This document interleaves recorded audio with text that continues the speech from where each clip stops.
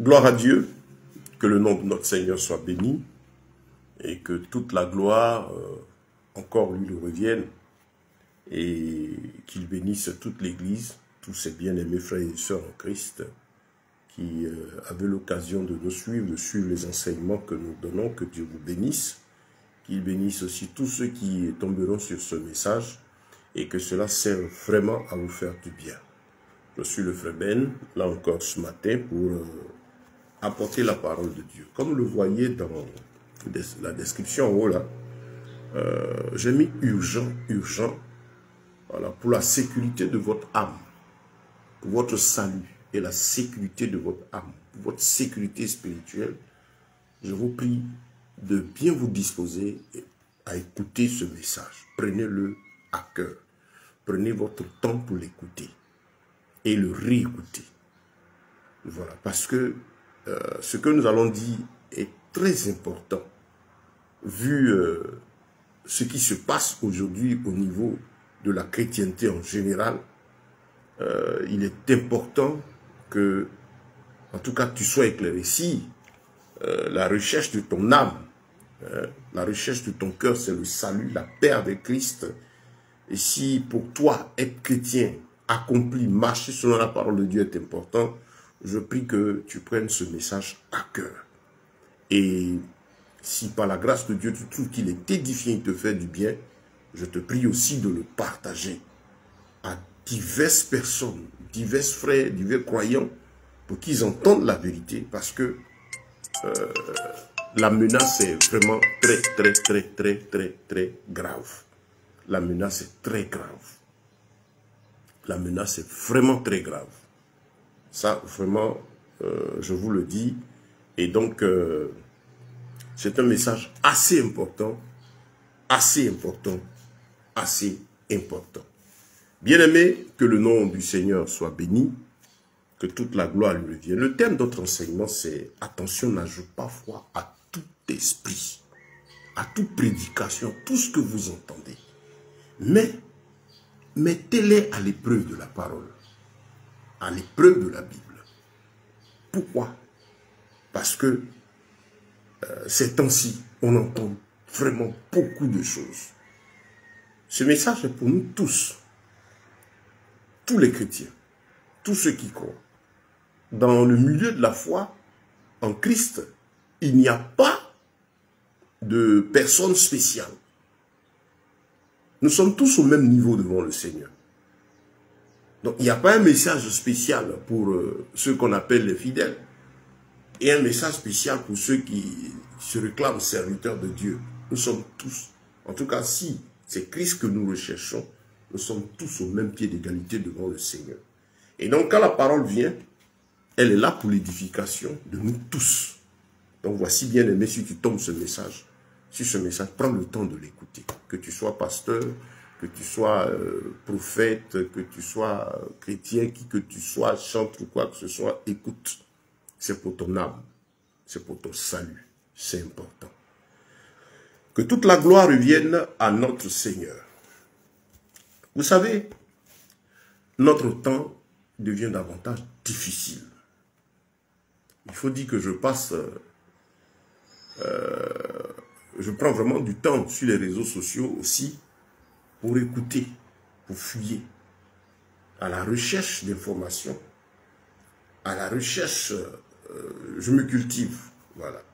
J'apprends la parole de Dieu et l'outil informatique avec Internet aujourd'hui est très bien donné pour davantage nous aider à nous cultiver et aussi les réseaux sociaux pour mieux avoir des informations sur ce qui se passe dans le monde.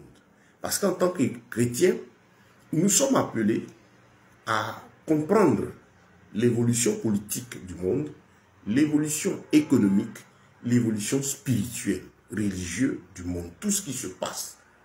Pourquoi? Parce que la Bible en a parlé. Il y a plus de 2000 ans, le Seigneur nous annonçait ces temps, tout ce qui se passe aujourd'hui. Depuis les prophètes dans l'Ancienne Alliance, jusque aujourd'hui, avec la venue du Mashiach, de notre Seigneur, venu physiquement sur la terre pour accomplir cette mission du salut, il est remonté au ciel et son esprit est présent là avec nous, il nous a avertis. Et donc, beaucoup de choses se passent qui nécessitent notre attention. La Bible dit dans le livre d'Éphésiens, ne soyez pas inconsidérés. Bien-aimés frères et sœurs en Christ, toi qui écoutes ce message, ou qui est simple croyant, voici ce que je vais te dire, et que la Bible dit, ne sois pas inconsidéré. Ça dit, ne néglige pas tout. Que tout ce qui se passe là, tout ce que tu entends, nécessite ton attention. Tout ce qui accourt autour de toi, dans ce monde-là, tu dois écouter. La Bible dit, soyez prompt à écouter et lent à parler. Quand le Seigneur le dit, d'être à l'écoute, de prêter attention à tout ce qui se passe, ça veut dire que tout ce qui vient à nos oreilles, tout ce qui accourt dans le monde, en tant que chrétien, doit attirer notre attention. Tout ce qui parle de l'évolution du monde, de la vie politique, de la vie sociale, de la vie économique, des changements, des bouleversements au niveau religieux, tout ce qui se dit, tu dois prêter attention. Pourquoi? Parce que la Bible déclare que notre paix dépend de la paix du lieu où nous sommes, pas de la paix physique. Voilà, donc c'est important que le chrétien sache comment vit politiquement l'environnement dans lequel il se trouve, qu'est-ce qui se passe. Ça lui permet de savoir prier, de prier pour ceux qui dirigent, de prier pour le milieu politique, de prier pour le milieu des affaires, parce que tout ça, tout ce qui se passe nous touche. On va tous au marché, on est tous confrontés aux réalités de la vie qui devient davantage chère. On est dans des milieux, on est sur la terre où vivent des personnes comme nous et qui aussi, bon, on a tous affaire, on est tous influencés par les décisions politiques, les décisions sociales, en tout cas au plan vie, au plan social, au plan économique, tout ça doit nous intéresser. Ça ne veut pas dire, quand on dit la Bible ne soit pas inconsidérée, ça ne veut pas dire d'aller mettre nos regards dans tout ce qui est ténébreux. Par exemple, qu'il faut aller étudier une loge mystique, il faut aller... Non, ce n'est pas de ça qu'il s'agit. Ce que Dieu permet que tu vois, il y a une influence sur ton mental, sur ta vie sociale, ta vie politique, ta vie économique, ta vie dans le monde, tout ça doit nécessiter ton attention. Et t'amener ainsi à chercher à comprendre ce qui se passe. Ce qui est intéressant, l'enfant de Dieu qui est très bien instruit, comprend que tout ce qui se fait là, tout ce qui se vit, a été annoncé d'avance par le Seigneur. Un disciple de Yeshua bien enseigné, quelqu'un qui a été enseigné sur le livre de l'Apocalypse, sur le livre de Daniel, qui connaît le cours des événements politico-socio-économiques du monde, sait qu'il faut faire attention à tout cela. Ça nous permet de savoir marcher, tenir nos pas. Tout ce qui se passe aujourd'hui, surtout dans la chrétienté, tous ces enseignements, toutes ces hérésies, tous ces grands bouleversements, ces grands changements, ces grandes mutations, on dit révélation même dans le milieu chrétien, toutes ces nouvelles choses auxquelles on est confronté, doivent nécessiter notre attention, parce que ça nous permet d'être en éveil, de savoir faire la part des choses, quand il s'agit de l'Église, par exemple, de notre foi, de savoir que ceci est de Dieu ou ne l'est pas, ceci est une menace, ceci est une hérésie, de l'apostasie, ceci est un message diabolique, subtil, pour détruire ma foi. Donc, je dois faire attention. Ne soyez pas inconsidérés. Donc, j'exhorte chaque frère et chaque sœur, tout ce que vous entendez là, surtout au niveau de l'Église aujourd'hui, prenez le temps d'aller chercher ces choses-là et voir dans la Bible ce qu'elle en dit. Voilà aujourd'hui un phénomène comme Adoulam. Je ne sais pas si beaucoup entendent cela. Vous allez voir la caverne d'Adoulam. Il y a des prédications même dessus. Il y a des chansons dessus. Et il y a même... Bon, Dieu m'a fait la grâce de lire un peu l'anglais, d'en avoir une idée quand même. Il y a même des cantiques dessus. Adoulam, Adoulam. En anglais, ils disent quoi? Que la place, le lieu où les hommes sont faits. Adoulam, Adoulam. Et ça chante, vous entendez. Et ça devient récurrent. C'est repris davantage. Vous savez, ça vient même des milieux anglophones, surtout du Nigeria. Vous allez voir qu'il y a un esprit qui est à l'œuvre actuellement. C'est quand il est sur Adoulam qui appelle les gens à invoquer un esprit qui serait en Adoulam. J'ai écouté le chant en anglais et toutes les paroles. Et dans le cantique, dans le chant en question, il est dit que l'esprit qui parle dit qu'il est partout. Around you, c'est-à-dire il t'environne, il est là. Invoque-le seulement. Il suffit que tu l'invoques, appelle Adoulam et viens dans sa présence pour faire de toi un homme ceci. Et vous êtes en train d'être repris, c'est-à-dire ouvert davantage. C'est quelque chose qui existe. Ce n'est pas aujourd'hui la caverne d'Adoulam, là où David est allé se réfugier parce qu'il est en danger. Des gens prennent cet élément-là pour dire qu'il y a Adoulam. C'est un endroit, le lieu sûr. Ça, quelle relation à avoir? Le David en danger va se réfugier pour un temps dans cet endroit et puis il sort. Parce qu'il était menacé physiquement. C'est tout. Et mais où David trouvait-il, David là, où est-ce qu'il trouvait son plaisir? Allez, le psaume 119, son plaisir dans la loi de l'Éternel. David n'a jamais dit, retirez-vous dans la caverne d'Adoulam, c'est là-bas que j'ai rencontré la présence de Dieu. Il dit la présence de l'Éternel se trouve dans sa relation avec le Seigneur. C'est ce même David, quand il devait repartir vers son père à la fin de ses jours, a eu appelé Salomon son fils dans 1 Chronique 22 et lui a rappelé ce qu'il avait l'habitude de lui dire à tous ses enfants d'ailleurs. Toi, médite ce livre de la loi, là. Prends sur toi d'obéir fidèlement à la parole de l'Éternel, alors tu auras du succès. L'Éternel sera avec toi. David a été un puissant guerrier. Il était aussi un homme économiquement fort. Il avait de grands biens, il avait de grandes richesses. Mais qu'est-ce que David a confié à ses enfants? Vous voyez Salomon en train de le dire. J'étais un fils attentif auprès de mon père. David, je prends même cette histoire des cavernes d'Adoulam. En fait, le diable est à l'œuvre. Il y a des démons, des puissances de l'enfer qui aujourd'hui sont en train d'infiltrer l'Église et qui l'ont infiltré d'ailleurs. Le milieu de la chrétienté. Voilà. Et il faut savoir que quand on parle de la chrétienté en général, on parle de tous ceux qui croient, employant le nom de Yeshua, de Christ. Nous disons Jésus-Christ. Donc, quand on parle de milieu de la chrétienté, c'est ça. Voilà. Beaucoup de choses apparaissent. La tendance, par exemple, aux prophètes. On a des hommes qui sont aujourd'hui pratiquement des remplaçants de Christ, qui sont devenus des dieux. Vous avez des enseignements comme sur les pères. Les pères, j'ai écouté un, je les suis. Hein. Et au fur et à mesure, ils se dévoilent pour faire trouver une subtilité moins subtile de posséder les âmes. Aujourd'hui, vous avez des frères même qui sont appelés au ministère. Bon, parce que l'appel là, c'est Dieu qui donne. Ce n'est pas un nom. Dans les écuries, les loges là, je fais ça des loges, c'est sectes. Voilà, c'est dites chrétiennes, ces gros bâtiments et ces multitudes là.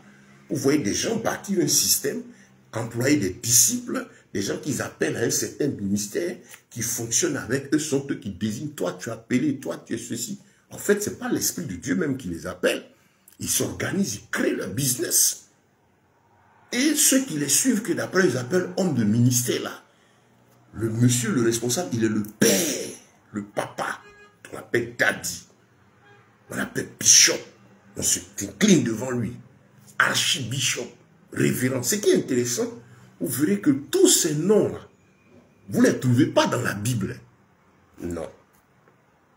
Bishop en anglais, c'est évêque, ancien. Ce n'est pas dans le sens où ils donnent ici. Eux, ils voient le terme bishop comme un terme de gloire, d'autorité, de domination. Donc, il y a beaucoup de choses qui se passent actuellement qui nécessitent, frère, ton attention. Vous savez, la menace est grave. La menace est grave. La Bible déclare que le diable, à la fin des temps, dans le livre d'Apocalypse, va œuvrer Pour s'il était possible, il va faire même descendre du feu du ciel. Il va opérer de faux miracles. Et que si lui, il était possible même, il allait aller à séduire les élus. Mais un élu, ce n'est pas possible de le séduire. La Bible déclare qu'il y a beaucoup d'appelés, mais peu d'élus. Nous sommes pleins qui avons cru. Mais nous, les élus sont rares.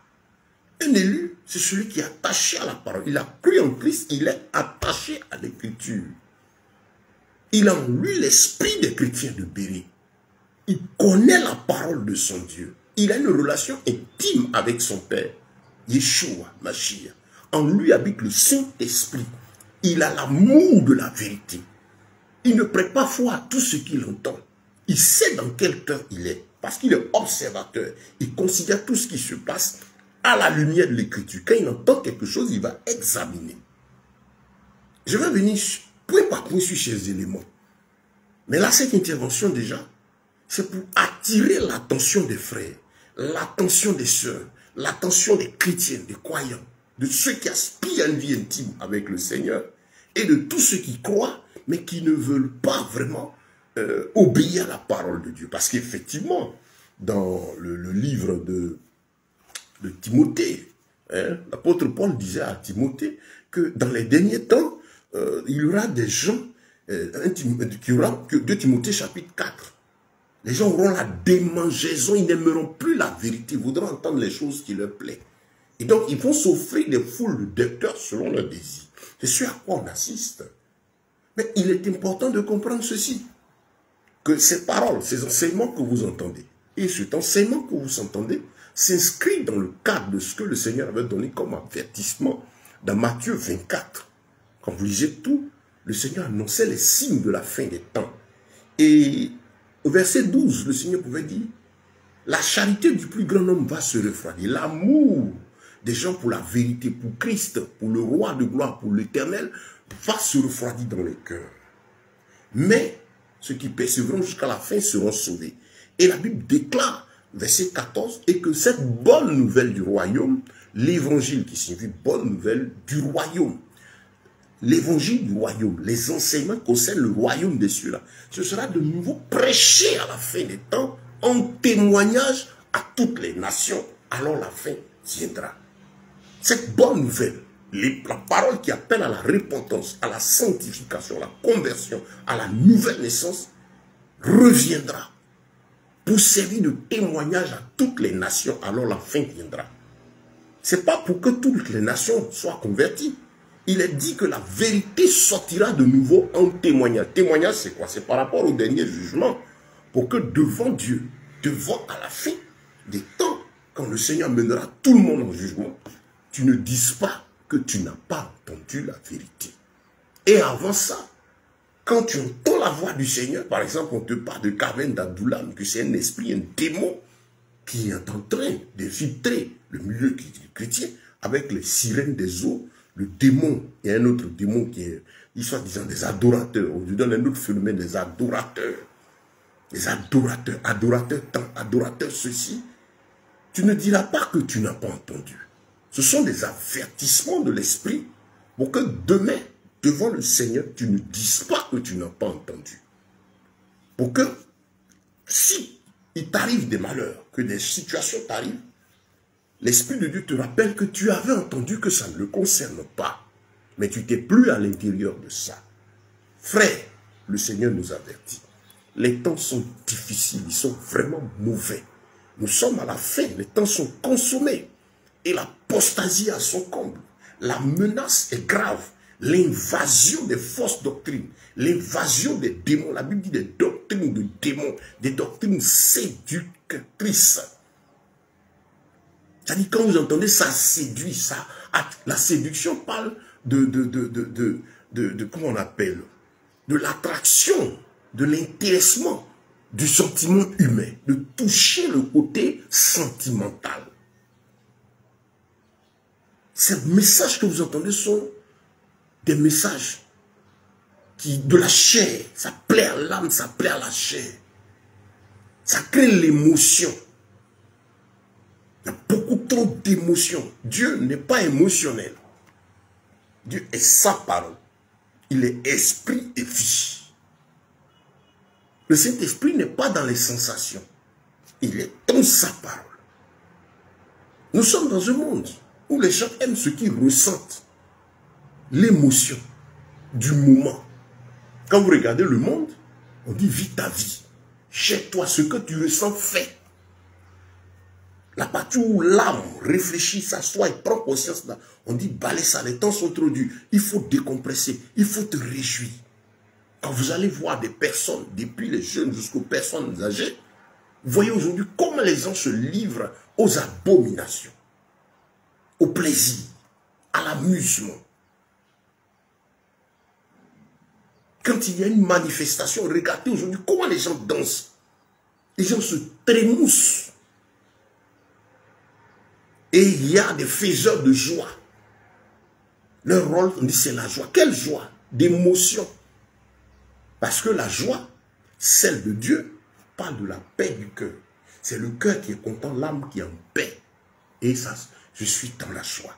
Parce que mon âme, mon cœur est tranquille devant l'Éternel. C'est différent de ces sentiments, ces moments de sensation émotionnelle, de fête, de réjouissance, à travers les émissions, à travers les jeux, à travers les parties de plaisir, qui sont des moments de sensation et d'émotion, de plaisir. Et la joie de Dieu, la joie du cœur, qui implique le cœur, vient de l'Éternel. Donc frère, ce matin, déjà pour cette première partie de cette intervention, sur la lettre, par la lettre de notre Seigneur, par rapport à tout ce grand épisode, ce grand chaos, vraiment frère, je vous en prie, le Seigneur met l'accent sur le fait que ton esprit doit être en éveil à partir de maintenant.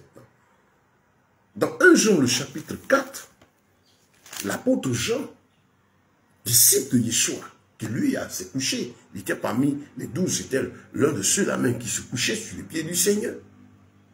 Il vous dit ici, n'ajoutez pas foi à tout esprit, frère. Ma soeur, n'ajoute pas foi à tout esprit. Regardez là, le Seigneur ne parle même pas d'individus. Il dit n'ajoutez pas foi à tout esprit. C'est pour vous dire qu'effectivement, la bataille est spirituelle, que les choses qui viennent à l'évidence se décident d'abord dans le spirituel. Il y a toujours un esprit derrière un message. Il y a toujours un esprit derrière des intentions physiques qui se présentent à nous, surtout en tant qu'enfants de Dieu. Et donc l'apôtre dit, n'ajoute pas foi à tout esprit. Car plusieurs faux docteurs, faux prophètes sont venus dans le monde. Ils sont nombreux. Ils sont plus que ce qui est vrai. Plusieurs individus, plusieurs instruments dangereux, des gens dangereux. Voilà. Ne croyez pas tout esprit, mais éprouvez les esprits pour voir s'ils sont de Dieu. Car beaucoup de faux prophètes sont sortis dans le monde. On a actuellement la prolifération des prophètes. Je vais intervenir dessus. Qui sont ces individus qui apparaissent, qui se veulent des divinités dans la vie des gens? Qui sont-ils? Le culte de ces personnes, c'est une véritable menace. J'ai déjà donné des enseignements dessus, mais je vais poursuivre dessus, attaquer point par point encore, de nouveau dessus. Pour que frère, tu n'aies pas peur des hommes. Aujourd'hui, on dit le prophète, des gens qui vous amènent hors de la parole de Dieu, des gens qui tiennent la vie des âmes mal affermies. Parce que ceux qui peuvent tenir, c'est ceux qui ne sont pas instruits. Ceux qui n'ont pas de relation intime avec le Seigneur. Ceux qui n'ont pas compris que Christ a déchiré le voile du tabernacle et que tu as accès à la présence de Dieu. Ces faux joints, ces faux docteurs, la Bible dit qu'ils sont des docteurs, ils maîtrisent leur sujet, mais ils sont faux. Ils ont la capacité de vous donner 90%, soi-disant, de vérité, mais de glisser leur asticot dangereux, objectif, vous possédez. Pierre le disait dans 2 Pierre, le chapitre 2. Mes enfants, 2 Pierre, le chapitre 2. Il disait ceci. 2 Pierre, le chapitre 2. Or, il y aura aussi de faux prophètes parmi le... Voilà. Voilà. Or, il y a eu aussi de faux prophètes parmi le peuple. Comme aussi, il y aura aussi parmi vous de faux docteurs. On dit docteurs. C'est des docteurs, hein. Ils ont la maîtrise de leur sujet, mais ils sont faux. Qui introduiront furtivement, c'est-à-dire subtilement, malicieusement des sectes de perdition. C'est avec le manteau de croyants, de chrétiens, qu'ils vont introduire au milieu de l'église de la perdition.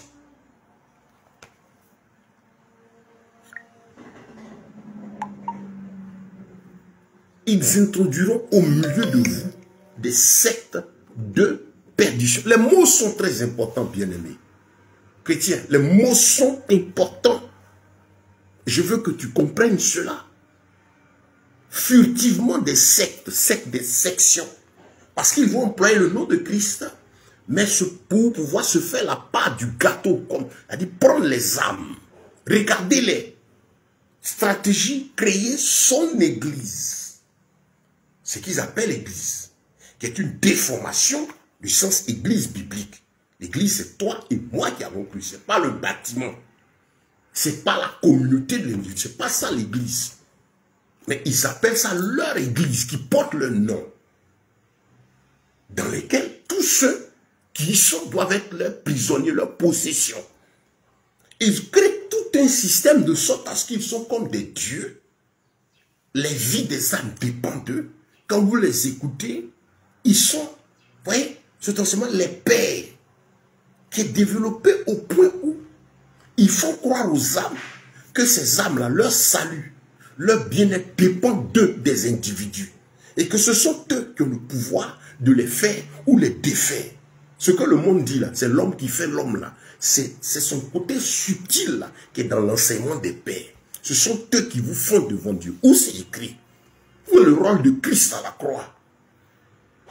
Depuis quand Yeshua a dit, même les apôtres, ces faux enseignements, malheureusement avec ça, ils possèdent les âmes. Les pères, les pères, les pères. Matthieu 23, le Seigneur dit, tu n'appelleras personne mon père. Mais ils sont les pères. Père, père.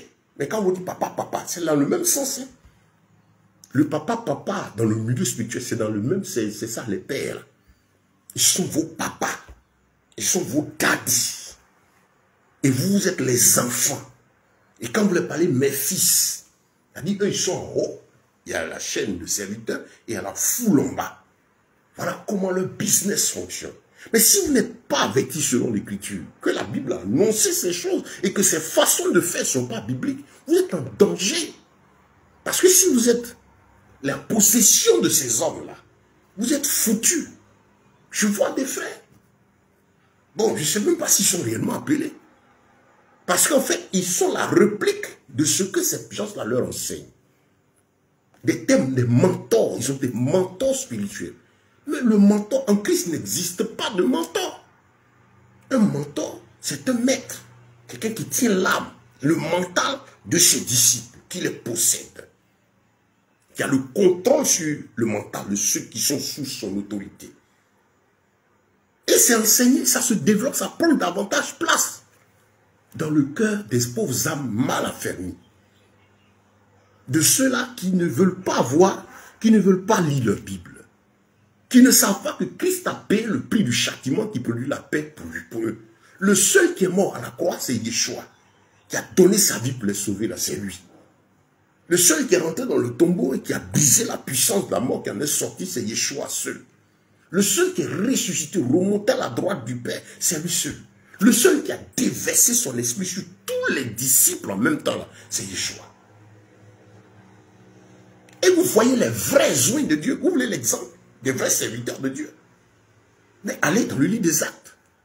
La Bible nous enseigne le véritable serviteur, le véritable point, la boussole, notre élément qui nous sert à jauger, à marcher, c'est la parole de Yeshua. Si vous trouvez un individu qui vous éloigne de la Bible et vous attache à lui, au lieu de vous amener à vous attacher à la parole de Dieu, fuyez-le. Fuyez ces gens-là. Fuyez ces dadis, ces personnes qui vous possèdent là, qui ont créé leur royaume. J'ai écouté des enseignements. Non, l'église, il faut parler de l'autre côté, il faut parler tant, c'est l'église. L'église, c'est pas ça. C'est l'ensemble de ceux qui ont cru. Les points de rassemblement sont des assemblées. Où sont, normalement, bibliquement, sont censés se retrouver des personnes qui ont cru en Christ. Mais comprenez qu'aujourd'hui, on a plus d'écuries, plus de centres de business, plus de loges, plus de sectes, de sections. Ce sont des sectes. Le mot secte veut dire section. Partie 2. Ce sont des gens qui créent un business sous le nom du Seigneur, sur le don de la parole de Dieu. Vous comprenez? C'est important pour vous de saisir cela, bien-aimés. N'ajoutez pas foi à tout esprit. Le danger est là. Le danger est grave.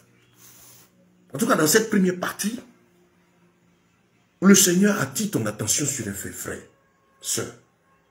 Toi qui aspires à la vie éternelle, fais attention à tout ce que tu entends. Et sois comme les chrétiens de Bérée dans Acte 17. Ces frères et ces sœurs qui étaient à Bérée, que les apôtres même ont félicité. L'apôtre Paul même, ils étaient pris en exemple, les frères qui étaient à Bérée. Ils écoutaient les apôtres et ils examinaient l'écriture pour voir si ce qu'ils disaient là était conforme à ce qui est écrit.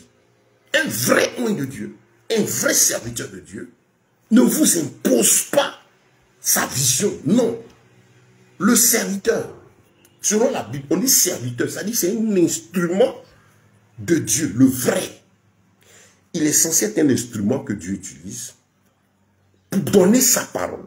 Parole conforme, pour répéter ce qui est écrit.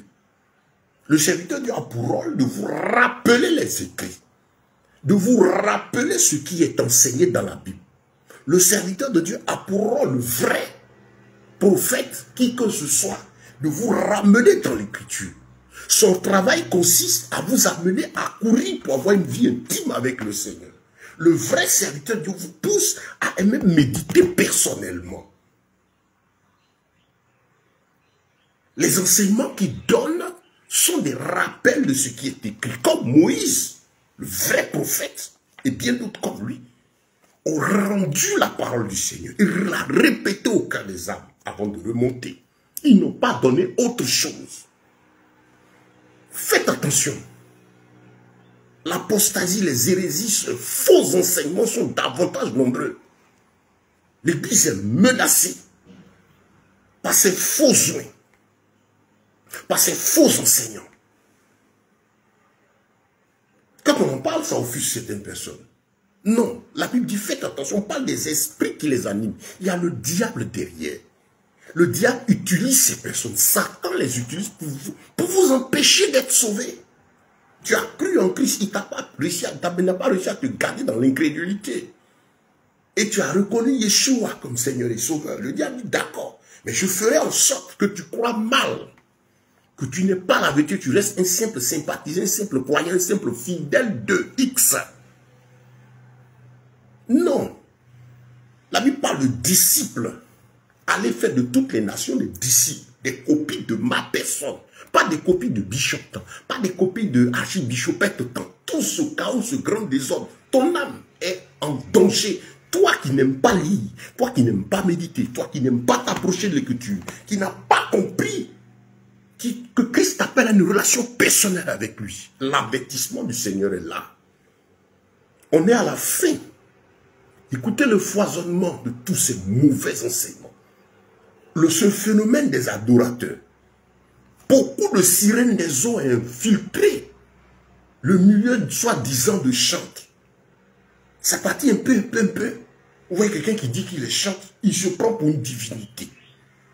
Et maintenant, les développements disent adorateurs.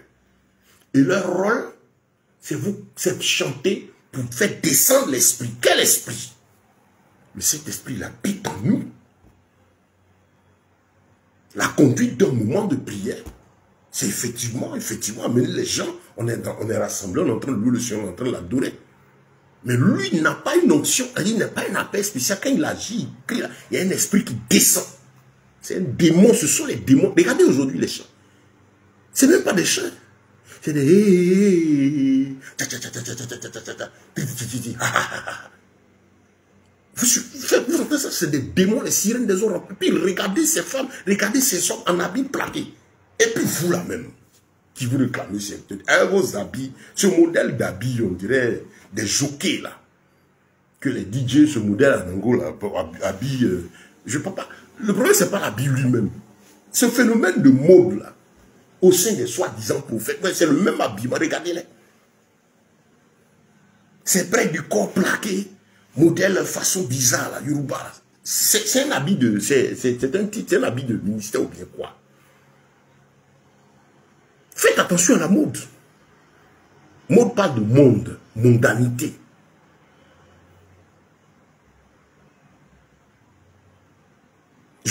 L'habit n'est pas le problème.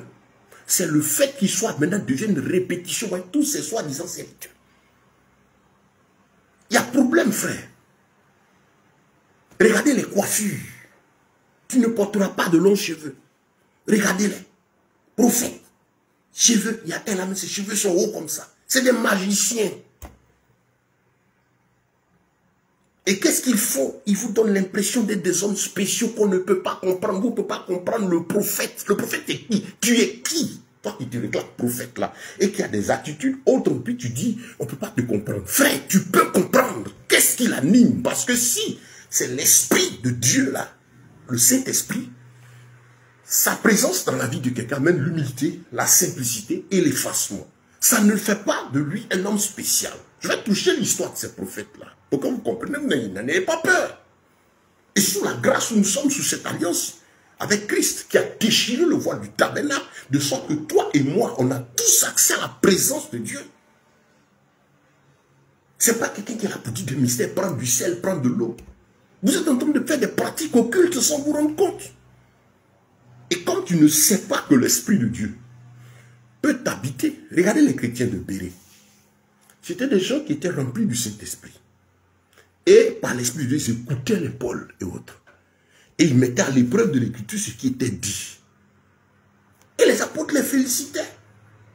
Mais vous avez des gens qui vous disent des choses, qui vous demandent de répéter, dis Amen. Je proclame, je déclare, des magiciens. Parce que la parole de Dieu, ce n'est pas des potions, ce n'est pas quelque chose qu'on récite et puis ça vient à l'évidence. J'ai traité ce thème. Vous qui me suivez, allez sur mon compte YouTube, abonnez-vous. J'ai traité réellement, Dieu bénit-il par l'obéissance et la soumission à sa parole, ou bien par les proclamations, les déclarations des hommes. Le danger est grave. Vous avez des gens qui se lèvent. Lui, quand il commence à chanter, on dit qu'il chante, ça donne envie de prier. Les gens sont devenus des prieurs. Qui prie? Tu es qui, toi, qui prie? J'ai vu même une déclaration hier, quelqu'un qui disait une autre hérésie. Tu peux avoir une prophétie qui t'est donnée, mais si l'autel du sorcier qui parle contre toi est plus puissant que la prophétie, ta prophétie ne va pas s'accomplir. C'est quoi ça? Les histoires d'enseignement d'hôtel, là, c'est quoi? Lui fera l'objet d'une étude spéciale. Les hôtels, les hôtels, les hôtels, les hôtels. Toujours ça se termine par quoi? L'argent. Regardez ce que Pierre dit. Il dit, ils vont introduire furtivement des sectes de perdition. Reniant aussi le maître. Ils renient Christ. C'est eux, ils enseignent. C'est eux, ils imposent dans la vie des gens. Les âmes courent après eux. Les âmes pratiquent ce qu'ils disent. Ils sont les garants des couvertures spirituelles des âmes. Ce n'est pas Christ. Et ce sont eux. Ils renient Christ. Qui les a rachetés parce qu'il leur donne l'occasion de goûter à son nom. Nul ne dit Yeshua est Seigneur si ce n'est pas l'Esprit. Ils ont goûté à cette grâce. Mais ils sont devenus dangereux des ennemis de la croix. Faisant venir sur eux-mêmes une propre destruction. Le Seigneur va les livrer en spectacle. Il y a des morts bizarres. Récemment, il y a une tendance maintenant, ils ramassent les âmes. Ils disent, allons en retraite sur une montagne et puis on les filme. Il est en retraite spirituelle, on le filme. C'est quoi ça? Allons chercher le Seigneur sur les montagnes. Non. Il n'y a pas un endroit où le Saint-Esprit habite. C'est dans ça que d'autres ont commencé. La caverne d'Adoulam. Abdoulam. En relation avec un certain Abdallah. Il y a un Abdallah Bush ou quelque chose là qui est en train de préparer des fausses doctrines aussi qui viennent. Frère, tu es en danger. Ce n'est pas du jeu. Mets-toi sur tes gardes maintenant. Fais attention à tout ce que tu écoutes. Qu'est-ce que Paul dit? Il dit, ces gens-là, et plusieurs vont les suivre dans leurs excès. Et à cause de la voix de la vérité sera blasphémée. Oui, à cause de des autres. Les gens qui ne sont pas convertis se moquent de Christ, se moquent du témoin du Seigneur, se moquent de l'Église. Les gens se moquent. Ce sont eux qui ont des potions magiques pour être riches. Il y a des prières qui envoient des richesses. Alors qu'on sait que l'argent, le bien là, qui sert à pouvoir aux besoins matériels là, s'obtient à sueur du front par l'activité libérale, par l'entrepreneuriat. C'est par le travail qu'on obtient cet argent. Mais eux, ils servent l'émotion, le rêve, le faux aux âmes, parce qu'en fait, à leurs enseignements, qui s'enrichit? Ce sont eux. C'est les pauvres âmes qui leur servent du rêve, une certaine foi magique. Mais à l'instant T, les gens doivent donner beaucoup et ça leur permet, eux, ils vivent sur, c'est des stratégies, ils n'ont pas foi. Je le répète, ce n'est pas par la foi qu'ils travaillent. C'est des stratégies qu'ils ont mis sur pied. Ils apprennent ça dans leur loge mystique, là, leur calcul, là, leur truc de développement personnel pour contrôler mentalement les gens, pour les amener à sortir l'argent immédiatement. Vous sortez l'argent, vous mettez dans le panier. Eux, ils ont ça dans leur poche et vous avez une certaine foi. Mais eux, ils n'en ont pas. Eux, ils ont des stratégies. Et qu'est-ce que Pierre dit? À cause de la voix de la vérité, cela calomnie. Et il dit ceci. Et par cupidité, la seule raison de tout ce que vous entendez comme fausse hérésie, comme enseignement, comme faux enseignement là, il dit par cupidité, ils feront trafic de vous avec des paroles artificieuses. Ils maîtrisent de ces paroles subtiles, bizarres. Tu n'as pas le père, de toute façon la famille est, l'église aussi a été ta famille. Et quelle église? C'est leur groupe là. L'église, c'est pas toi et moi qui avons cru. Et nous qui sommes le temple du Saint-Esprit, c'est eux, leur business, leur centre, dans lequel ils créent une atmosphère spirituelle. C'est là qu'il leur faut ces soins d'adorateurs, ces gens possédés, cheveux longs, aujourd'hui des dreads. Il n'y a pas de différence en dehors des gens avec des faux cheveux. Dieu est bon, il les livre en spectacle. Des bas, des cheveux tressés. Là, en désordre sale. Et puis, on dit, il est prophète. Regardez, la tendance, c'est le désordre. Vous allez sur TikTok, sur Facebook, les réseaux sociaux, c'est le désordre. Vous les voyez physiquement, c'est le désordre. Ils sont désordonnés. Et ils vous disent, c'est ça le prophète. C'est le mystère.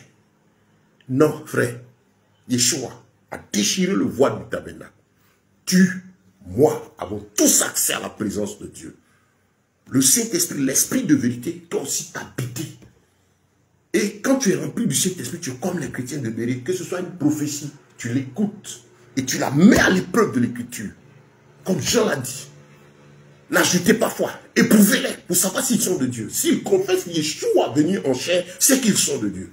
Ça veut dire que le prophète, le prédicateur, l'individu là, s'il ne vous rappelle pas Yeshua tel que Jésus a vécu dans la Bible, quittez sa face, quittez son écurie, quittez son business, quittez ses daddies, quittez-les. Votre âme est en danger. La Bible dit qu'il n'y a pas de relation entre les ténèbres et les lumières. Là, pardon, la lumière et les ténèbres, pardon. Il n'y a pas de relation entre Christ et Bélial. Afin de saluer le royaume des cieux, ce n'est pas du jeu. Hein. Ça a coûté cher au Seigneur. Et vous mettez votre vie dans les mains des gens. Mais je m'adresse là à l'Église, à l'ensemble des véritables enfants de Dieu. À ceux qui sont fermes, que Dieu vous bénisse, vous fortifie davantage. Levez-vous, battez-vous pour la vérité. À ceux qui sont affaiblis, qui ont été distraits, le Seigneur va vous ramener à lui. Fortifiez-vous et attachez-vous à Christ. C'est plus que jamais le moment d'avoir votre intimité avec le Seigneur, pas avec des hommes. Nous ne sommes pas en train de dire de ne pas écouter ce serviteur de Dieu. Le serviteur de Dieu, c'est un frère. C'est une âme comme tout le monde. Moi, je sais le rôle de rassemblement. Le rôle de la communion fraternelle. Le rôle des dons spirituels. Mais selon, il faut le faire selon l'écriture. Je ne suis pas, vous n'êtes pas appelé à me suivre. Je ne suis pas la couverture spirituelle de quelqu'un. Ce n'est pas biblique, c'est du satanisme. En fait, comme ils sont dans leur loge mystique, ils sont allés faire allégeance à des gens qui les dominent. Il y a un qui se présente en Afrique de l'Ouest, ici, là. J'ai vu dans une présentation, il visite, il dit, la grandeur, quand il bouge, et quelqu'un écrit, quand on le regarde, l'écrit en anglais, il inspire la grandeur. Regardez-les. Applaudissez l'homme de Dieu. Le culte de la personnalité. Ça commençait par les photos, là, ainsi de suite. Maintenant, c'est devenu grave. Adorez-les, pratiquement, c'est ça. Écoutez-les. C'est ce qu'il dit là que tu dois faire. Si tu n'as pas fait, tu ne seras pas sauvé. Tu n'as pas fait, tu auras des problèmes. Ça, c'est dans le mysticisme. Parce que celui qui délivre, celui qui agit, celui qui donne la vie, celui qui bénit, c'est Yeshua. Et il le fait à la suite de l'obéissance et la soumission à sa parole. Autrement, ce n'est pas écrit. Dans la Bible, il dit, médite le livre de la loi jour et nuit pour agir fidèlement selon ce qui est écrit. Alors, tu réussiras dans toutes tes entreprises. Quel est cet autre message? Quel est cet autre enseignement, frère? Tu n'as pas peur? Voici l'avertissement du Seigneur ce matin. N'ajoutez pas foi à tout esprit. C'est la première partie de cette intervention. Nous allons poursuivre. Et comme j'essaie de faire des enregistrements un peu courts, en vidéo c'est pratiquement 40 à 45 minutes. En audio, je découpe les premières parties là, en deux. Je vais bientôt m'arrêter pour aborder la deuxième partie tout à l'heure, afin que vous compreniez les voies du Seigneur. Bien-aimés, n'ajoute pas foi à tout esprit, mais mets les esprits à l'épreuve. Tout esprit qui t'amène à t'attacher à un homme, tout enseignement qui t'amène à dépendre d'un homme, à te priver de cette liberté que Christ nous a donnée, il faut le fuir. C'est l'esprit de l'antichrist. Le diable ne va pas t'attaquer avec le péché, sous sa forme mondaine là.